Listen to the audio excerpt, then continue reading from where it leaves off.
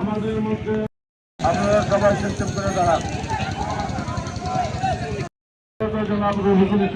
ওনাকে আমাদের উদ্দেশ্যে কিছু বলার জন্য পার কেটে নদীকে প্রশস্ত কাজ না পেয়ে, কারণ এটা প্রায় 70-80 বছর যাবৎ এই নদী এই ইজারাদার তারা পার কাটা বন্ধ করেছেন। যে কোনো মানুষ নৌকা নিয়ে নদীতে গেলেই করছেন, কারণ এই লক্ষাধিক মানুষ যদি কাজ যখন আপনার থেকে বাদ থাকবে না তখন সে কি করছে সেটা আমাদের অনুরোধ। আপনারা কি বলেন? যখন আপনার থেকে বাদ থাকবে না তখন সে কি করছে সেটা ভুল তথ্য দিয়ে প্রশাসনকে বিভ্রান্তি করে এবং প্রশাসন আমাদেরকে এসে বিভিন্নভাবে হয়রানি করে। আমার শ্রমিকদেরকে ধরে নিয়ে গিয়ে যেখানে 3 দিন জেল হওয়ার কথা, এখানে 6 মাসের জেল দেয়, 3 মাসের জেল দেয়।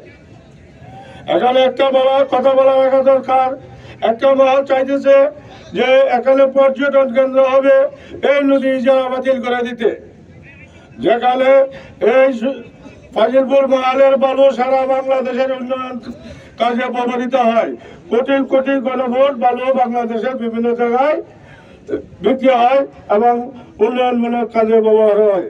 কিন্তু একটা দুঃখের বিষয়, এখানে পর্যটন কেন্দ্র করতে চায়। এই জাদুঘর সরকারের নদী লিজ দিল, নিজের জায়গায় কাজ করতে গিয়েও পুলিশের হাতে হয়রানি হচ্ছে।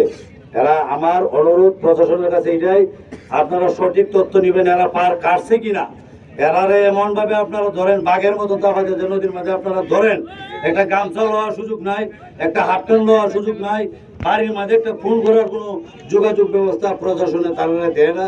আমার অনুরোধ এইটাই, বেশি লম্বা করতাম না বক্তব্য, যাতে এইখানে যে লেবারগুলো আছে তারা কোনো অবস্থায় যাতে নির্যাতিত না হয়, কোনো অবস্থায় যাতে আমার লেবার নির্যাতিত না হয়। কি বলেন আপনারা?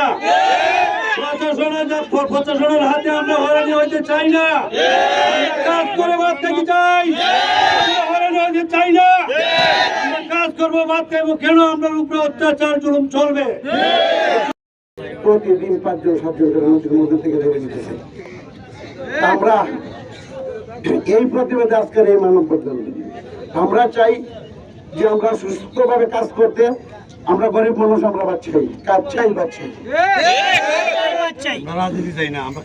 আমরা রাজনীতির দ্বারা গেছো না, রাজনীতি অনেকেই করতেছে, রাজনীতি আমরা না। আমরা একটাই কাম, আমরা কাজ করতাম, ভাত খাইতাম। শ্রমিকরা সেখান থেকে অবরোধ তুলে নেয় এবং প্রশাসন নির্বিঘ্নে এলাকা ছেড়ে চলে যায়।